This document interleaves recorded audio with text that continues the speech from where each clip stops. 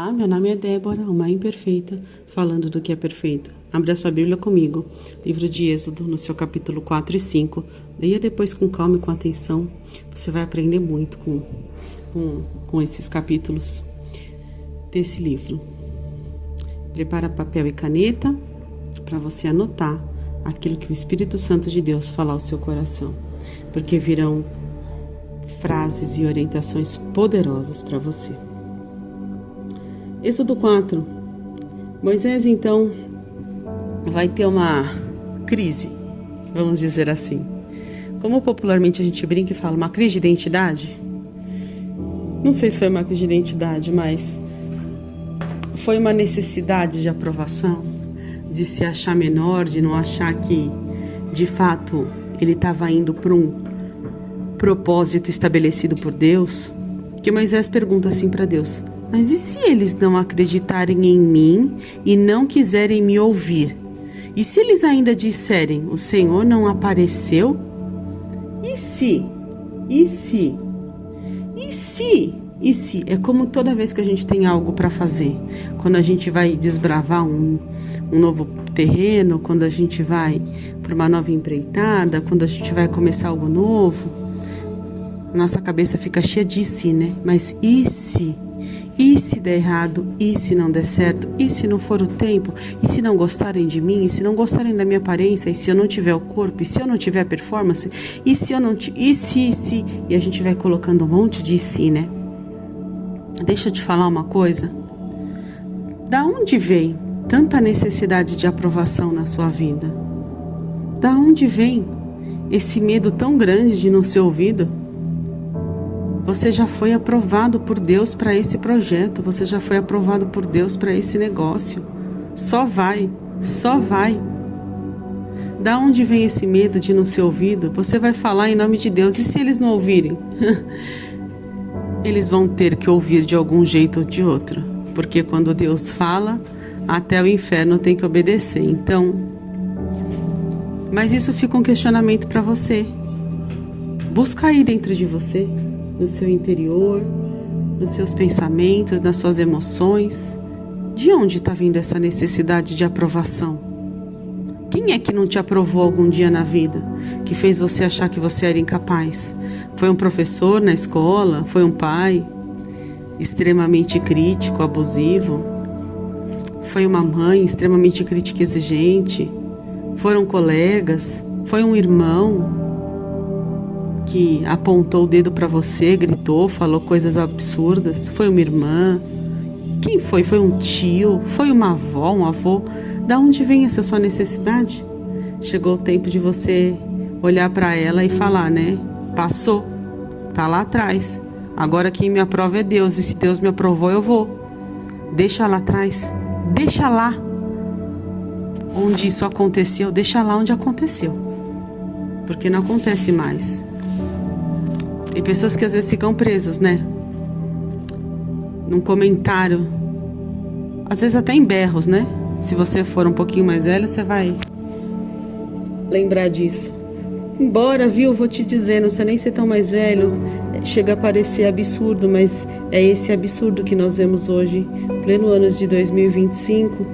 Nós vemos ainda professores dentro de salas de aula e em escolas particulares, em boas escolas, fazendo menções falando que alunos são burros, incapazes. Nós ainda vemos isso.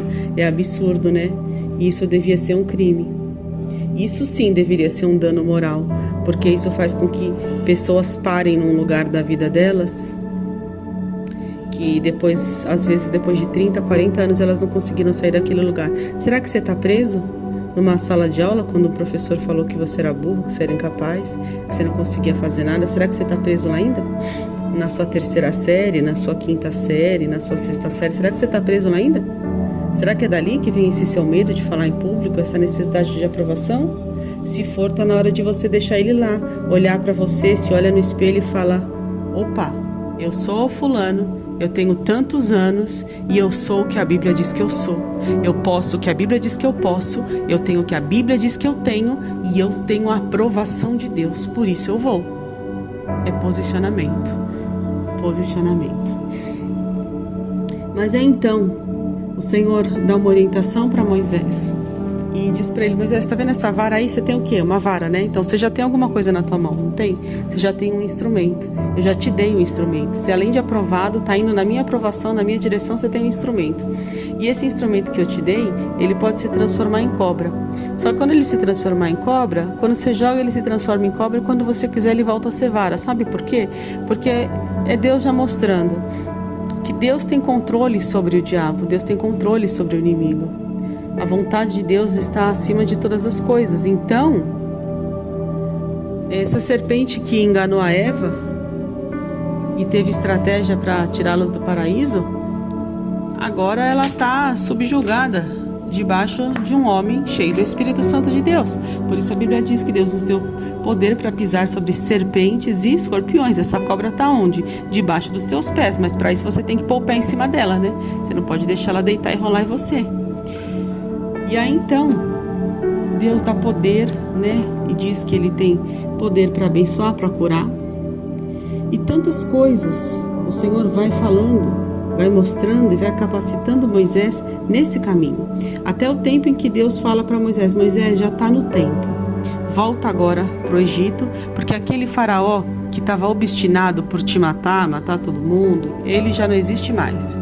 É Deus dando um sinal para mim e para você, dizendo: sabe aquele mal que você falava assim, se eu for vai acontecer, se eu aparecer você humilhada, se eu falar vai dar errado, se eu tentar meu pedido vai ser negado, se eu fizer não vai ter aprovação, se acontecer tal coisa, mais uma vez aqueles problemas vão me paralisar, sabe? Deus está falando: então, sabe esse faraó? Esse morreu, pode ir, acabou. Agora você já pode avançar, pode ir. E aí lembra de Jetro, que nós falamos essa semana, homem, sacerdote, conselheiro de Moisés? Quando Moisés falou: Jetro, eu tenho que voltar, Deus me deu uma ordem e eu vou voltar para o Egito porque eu vou libertar o povo. O que é que Jetro vai e fala para Moisés? Vá em paz. Tenha pessoas na sua vida como Jetro. Tenha Jetros na sua vida, sacerdotes mais experientes, conselheiros, que quando você tiver que falar algo, o que o Espírito Santo de Deus falou com você, falou com ele também, e ele te libera a palavra da bênção, dizendo: vá em paz. Tenha Jetros na sua vida, eles fazem muita diferença.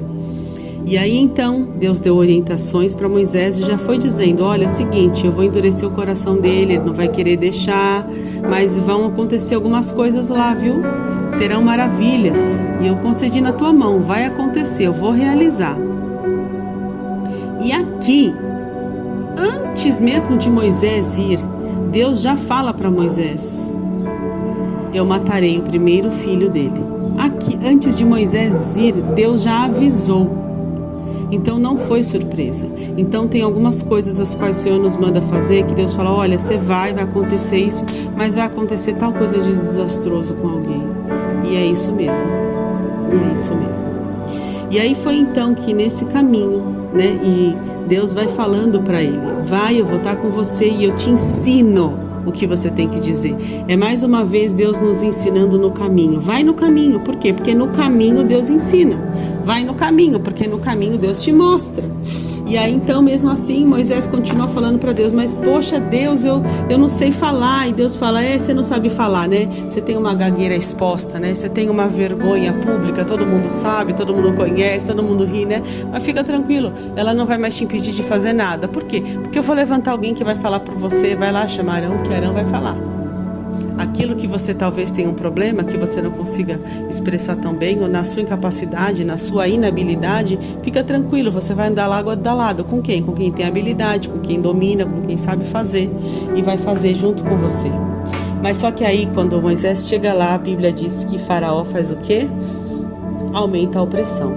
E é nesse momento que muitas das vezes a pressão aumenta. Faraó aumenta o trabalho sobre os egípcios. Por quê? Porque quanto mais o inimigo te deixar atordoado, atribulado, atropelado, cheio de afazer, cheio de coisas, cheio de problemas, Quanto mais o inimigo fizer isso com você, mais te deixar exausta, menos tempo você tem para orar, menos tempo para adorar, menos tempo para ler a palavra. E essa é uma estratégia do inimigo. Para quê? Para que você se sinta exaurida, perdida, cansada. Mas em nome de Jesus, hoje caiu por terra, porque hoje essa palavra abriu os teus ouvidos espirituais. Então você vai discernir o que você deve ou não fazer, com que você deve ou não se ocupar, com que e com que não você deve se preocupar, se ocupar e dar atenção. Por quê? Porque a sua mente vai estar focada nas promessas de Deus, porque você sabe que você está no caminho, e o caminho com Jesus é um caminho certo, e você vai chegar no lugar que Deus tem para você, ainda que as pressões façam parecer que a promessa não vai acontecer, mas ela vai acontecer. Isso é só uma estratégia do inimigo, mas essa estratégia do inimigo acabou hoje, porque quando Deus nos revela a intenção do maligno, ela cai por terra, porque os nossos olhos se abrem, os nossos ouvidos se abrem. Então hoje ela caiu por terra. E assim como ela caiu por terra na sua vida, compartilhe essa mensagem com mais alguém que precise dessa mensagem para o dia de hoje. Deus te abençoe e até amanhã.